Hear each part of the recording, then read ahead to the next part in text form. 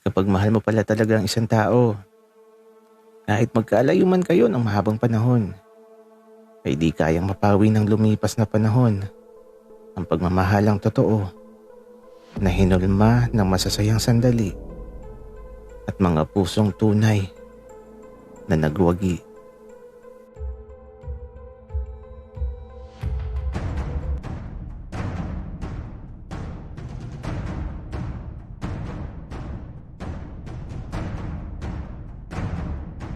Kaibigan, huwag mong kalimutan mag-subscribe sa aming channel at huwag din kalimutan i-click ang notification bell at subscribe button. Subscribe na!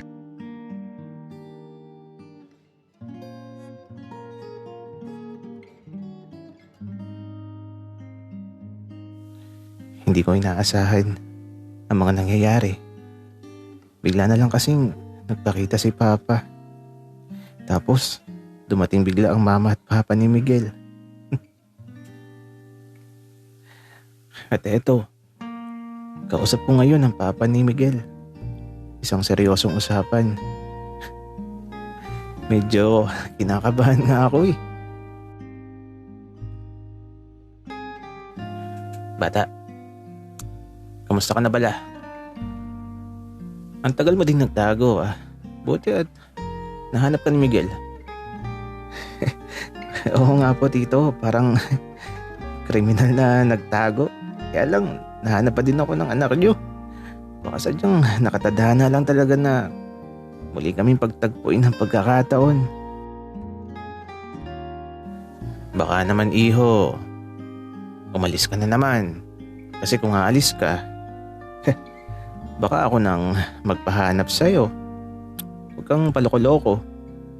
Kasi ako na ang makakabangga mo. Tito, bakit ko naman po gagawin yun? At saka, huwag po kayong mag-alala. Kasi, sigurado na po ako sa mga desisyon ko sa buhay. Iho, ibig sabihin ba, sigurado ka na sa anak ko? Opo, tito. Sigurado na po ako. Kasi alam niyo po, nung mga sandaling nagtatago ako, ewan ko ba pero sa bawat araw na lumilipas, siya pa din talaga ang laman ng isipan ko. Iho, kahit naman si Miguel, ikaw lang ang laging hinahanap. Ano bang ipinakain mo sa anak ko at baliw na baliw sa'yo? Ginayuma mo ba? Halo, grabe naman po tito. Wala naman po akong ipinakain sa kanya. Di ko po siya ginayuma. Medyo natatawa tuloy ako sa papa ni Miguel. Basta ang alam ko, may laging gustong kainin si Miguel. At alam niyo na kung ano yun.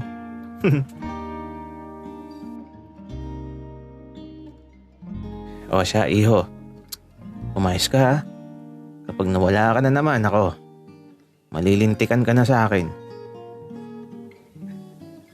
At tito, huwag po kayong mag-alala. Dahil minsan na ako nagkamali at di ko na ulitin at sasayangin ang bawat oras at panahon na lumilipas na di kasama ang anak nyo. At huwag po kayong mag-alala. Haalagaan ko na si Miguel. Pangako po. Buti naman kung ganon, iho. Sige na, bumalik na tayo doon at kanina pang nakatingin dito si Miguel.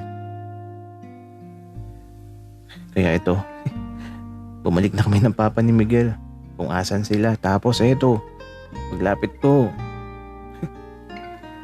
nagtanong ka agad si Miguel sa akin. Tito Berto, anong sabi ni Papa? Wala naman, Miguel. Bakit? Tito Berto, ano nga kasing sabi? Wala nga, Miguel. Basta, magpakabait ka daw at sumunod lang lagi sa utos ko. Alo? Ayoko, Tito Berto. Tsaka, paano ba yung Tito Berto? matatapos na yung kwento. Oo nga no, Miguel. December pa to nagsimula. Tapos, March na ngayon. Halos 3 buwan bago natapos ang kwentong ito. Oo nga, Tito Berto. Napakadami kasing pinagdaanan ni Big Boss. Buti na lang talaga at kinaya niyang matapos ang kwentong ito sa sobrang dami at sobrang bigat ng mga pinagdaanan niya. Tama ka, Miguel.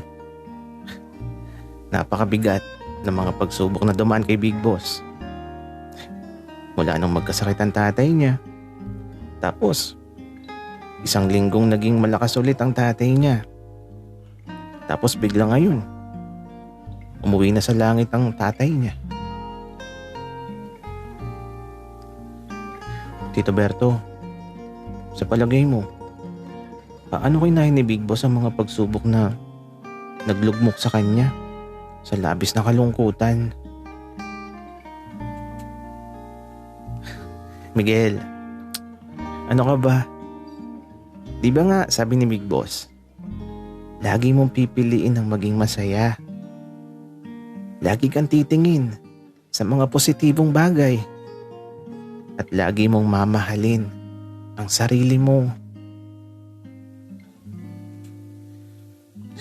Kung sa bagay, tama naman si Big Boss. Lahat ng nangyayari sa buhay natin ay may rason.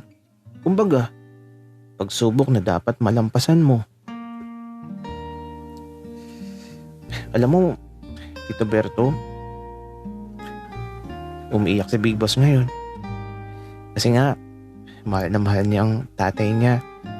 Pero kailangan niyang tanggapin na umuwi na sa langit ang tatay niya. Miguel, alam mo, darating ang panahon na matatanggap na talaga ni Big Boss na wala na ang tatay niya. Sariwa pa kasi sa ngayon. Pero sa paglipas ng panahon, ngingiti na ulit niya si Big Boss. At babalik na sa dati ang lahat. Sana nga, Tito Berto. Sana makamove on na siya ng tuluyan. At sana huwag na siyang umiyak. Miguel, alam mo, simula nang makilala kita, nagbago bigla lahat. Naging masaya ako. At ikaw nagbigay muli ng kulay sa mundo ko. Eh, Tito Berto, huwag ka mag-alala. Dahil sa habang panahon na magkasama tayo, lagi kang magiging masaya. Miguel, ikaw talagang pinakamahal ko at mamahalin ko hanggang sa huling sandali ko dito sa mundo. Eh, Tito Berto, kahit anong mangyari, ikaw ang pipiliin ko. At kahit mawala ka man muli, hindi ako magsasawa at mapapagod na hanapin ka kasi kapag wala ka, tila ba may kulang sa buhay ko. Dahil andito ka na sa puso ko. Nakaukit ka na at di na mapapawi pa. Salamat sa pagmamahal mo, Miguel. Pangako, hindi na ulit ako mawawala. Mula sa madamdaming sandali, alam kong hanggang sa wakas ay magsasama kami ni Miguel. At di na muli akong lilisan. Sa halip ay mananatili ako sa tabi niya sa bawat sandaling dadaan.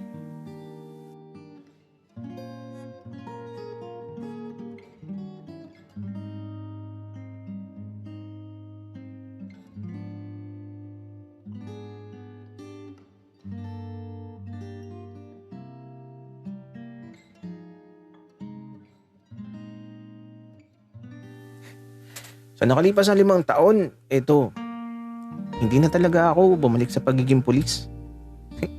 Ayaw ni baby. Kaya naman, naging hasyendero na lang talaga ako.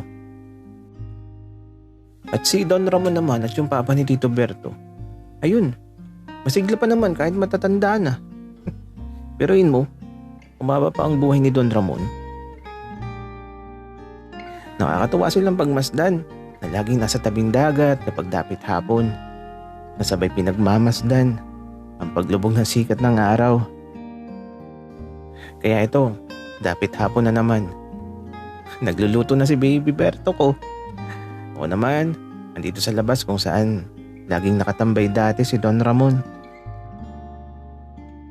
Ang sarap tumambay dito. Kaya siguro laging andito si Don Ramon. Kaya nga ito, habang pinagmamasdan ko ang buong paligid, nakita ko may paparating. Teka, si RJ yun ah. Pero may kasama siya. Isang binatilyo na. Teka lang, bakit kamukha ni Tito Berto? Tumayo ako mula sa kinaupuan ko at sinalubong ko sila RJ.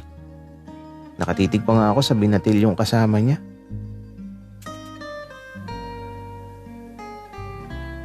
Miguel, huwag kang magugulat. Wika ni RJ. RJ, sino siya?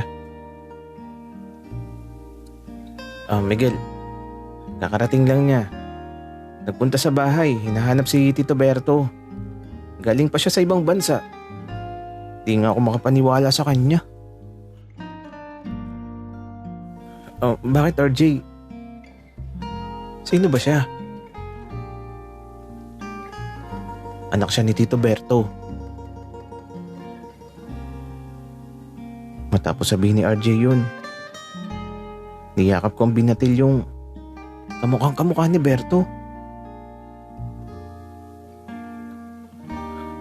Nasaan po si Papa? Wika niya. Tara, sasama kita sa papa mo. Alam mo, matutuwa yun kapag nakita ka niya. Kasi may iniwan pala ang nanay mo na regalo sa papa mo. Ikaw yun. Ang laki mo na. Kaya naman, di ko na pinatagal lang bawat sandali. Dinala ko na kaagad siya kay Baby Berto ko. Mahal, anak mo. Wika ko. Paglingon ni Berto, natulala siya bigla. Marahan siya lumapit tapos may ibinigay sa kanya binatilyo. Isang lumang larawan ni Tito Berto na halos kasing edad niya lang yung binatilyo. Siya po ang tatay ko. Wika ng binatilyo. Ako ang nasa larawan. Saan mo nakuha yan? Wika naman ni Tito Berto na parang hindi makapaniwala.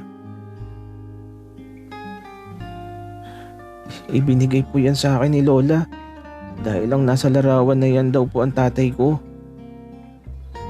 Wika ng binatilyo na yumakap na lang bigla kay Tito Berto at ayun. Umiyak na lang talaga yung binatilyo.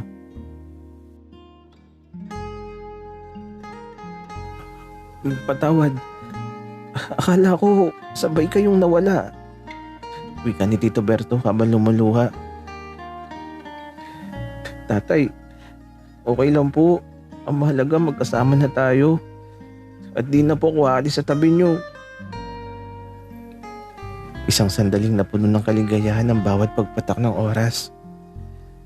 Kaya sana naging masaya din kayo sa kwentong ibinahagi ko. Alam kong bitin na naman kayo, pero huwag kayong mag-alala. Kapag may natapos, ibig sabihin, may bagong magsisimula. Ang mahalaga, dapat lagi tayong maging masaya. Paano ba yan? Paalam na sa inyo. Anak, kumain na muna tayo. Tsaka ipapalinis ko yung isang malaking silid para makatulog ka ng maayos. Tatay, gusto ko sa tabi mo matulog. Ayoko sa ibang silid. Wika ng binatilyo. Nalinti ka na. Ay nako, Paano ba yan? O siya, magpapaalam na ako. Hanggang sa muli. Mahal na mahal namin kayong mga taga-subaybay.